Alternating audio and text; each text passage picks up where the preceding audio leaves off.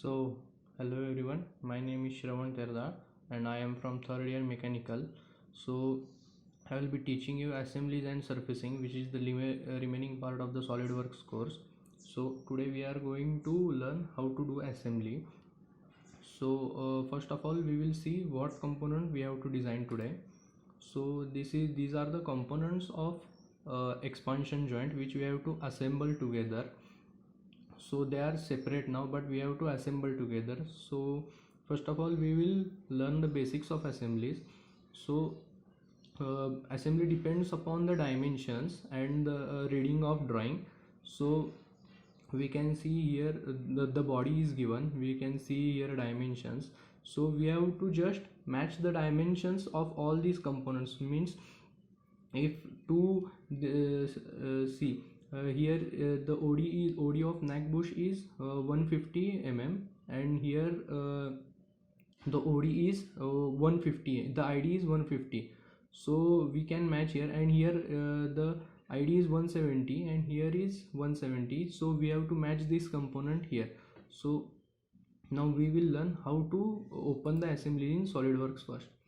So first of all, click on file, click on new, and then you will be displayed options here, part assembly and drawing. So you have to open the assembly. It may take some time to load, but I had already opened, so it opened quickly. So here you get a option to browse the parts. So I had already designed the parts. Hope you have got the idea to design the parts. I am not showing how to design the parts. I am gonna directly show you how to do assembly. So my parts are ready here. Just name all parts correctly. So you have to select the parts with using control button. We have to select body, bolt, gland bush, gland, neck bush, nut and pipe. So after selecting all these components, you have to click on the open, and you have to arrange the parts one by one.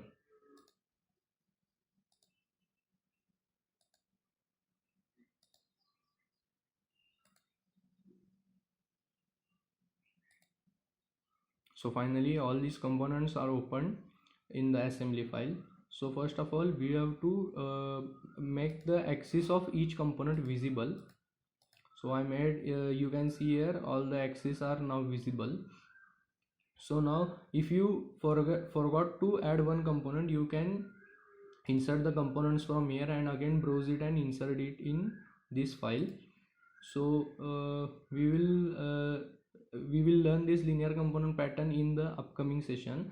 You don't have to study all these. It takes a lot of time, but it's not necessary now. So we will learn first the basics of assemblies. So now we will see the drawing. So as we discussed earlier, so here the first we will see the body, and we will then mate according to the dimensions. So here we can see the ID is 150 mm, and here ID is OD is 150 mm. So and here the OD is 170 mm, and here the here the ID is 170 mm. So we have to match this edge with this edge. So we will first do that. Before doing that, to do it more precisely and correctly, we will have the dissection of this part, section view of this part. So we have the section view of this part now. You can view the section by clicking on this, and you can take the section as you desire. So we will first first click the mate and click on this face, or rather you can click on this edge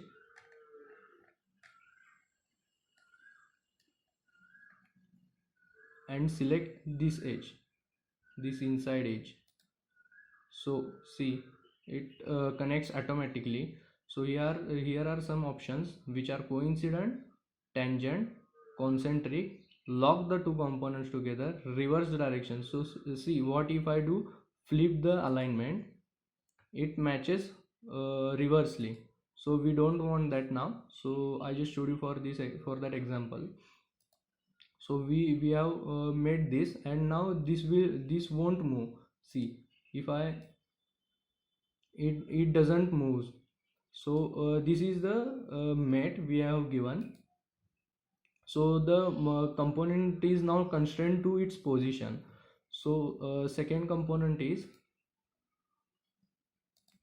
so we will, so second component is the third component, sorry, gland bush. So now see, here it's 170 mm, which will fit up to upper to this neck bush. So see, this 170 mm and 170 mm, so both the dimensions are same. So it will, this gland bush will fit on the top of neck bush. So we will first do that mate.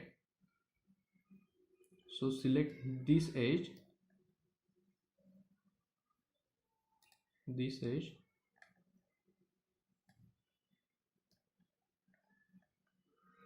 and the edge of,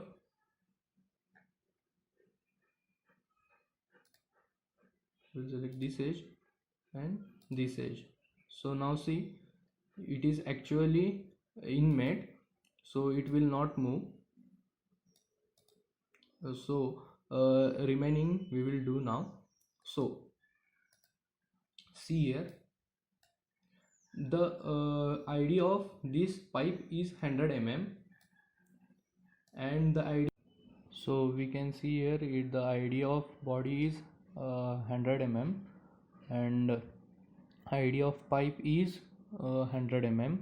So we are going to match that, mate that surfaces. So we are going to select first ID of edge of ID of the pipe, and the edge of ID of the gland body, sorry. So once we give tick mark it, the mate will be done, and the body and the pipe will be constrained. So moving to the next part. So in this sketch now, the gland, coming to the gland, the OD is 275 mm, and there are 4 holes of 16 mm diameter and located at the PCD of 235 mm. So same on the body, there are 4 holes at 235 mm PCD of 16 mm diameter. So there is a clear view that the gland bush, the gland will be fit on top of the body. So now we will select the face, lower face of the gland and the upper face of the body. Either ways you can select the edge of the gland and the edge of the body where it will fit, so it can get directly constrained. Now see, the gland and the body are totally constrained, but the gland can move rotationally. So see, I will show you, see how it rotates rotationally. So we will constrain it by matching the holes of the gland and the body. So we have made the axis here. So now it is perfectly constrained, it won't move.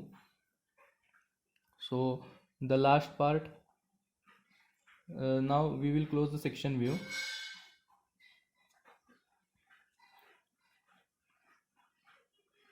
Again we will see, now the bolt is of 16 mm diameter, so it will definitely fit in that 16 mm holes. So we will match the flat base of the bolt to the face of the gland, and it will go through the gland and body. So we will select the lower face of bolt and mate it with the body.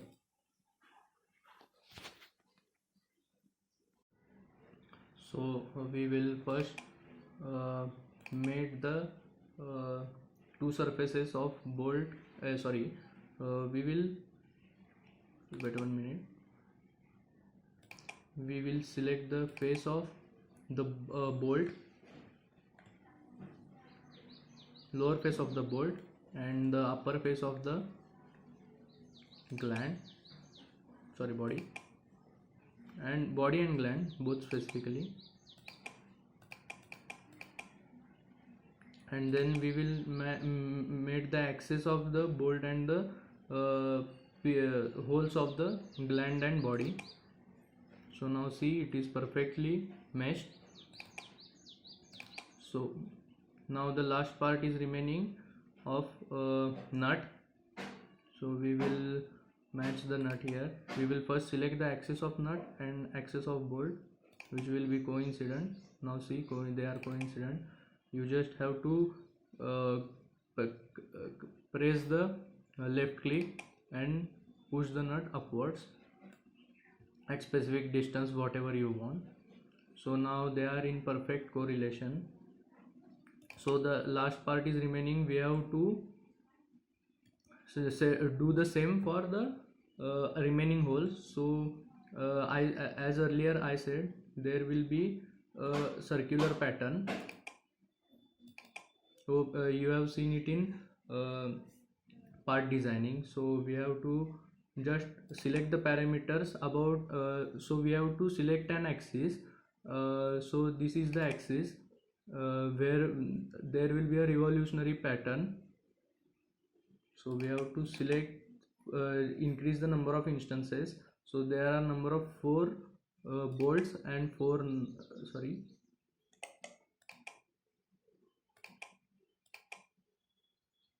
so the components to pattern are bolt and nut.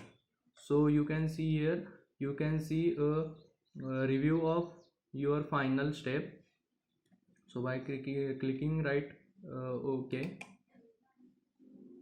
OK, and then the expansion joint is ready. So this is how expansion joint is done.